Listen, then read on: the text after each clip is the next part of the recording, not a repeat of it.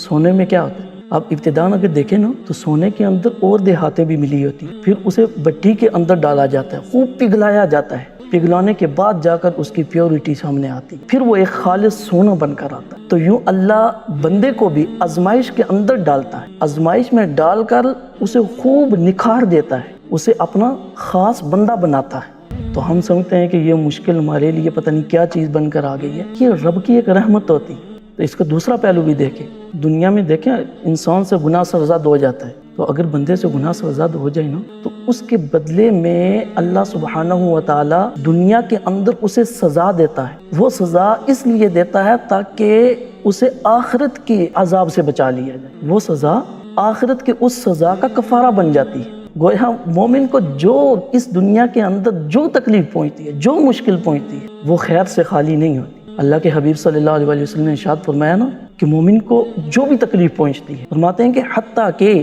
اگر اسے کانٹا بھی چبھ جائے یا چلتے چلتے ٹھوکر لگ جائے، اس سے بھی اسے تکلیف ہو، اللہ اس کے سبب بھی اس کے گناہوں کو معاف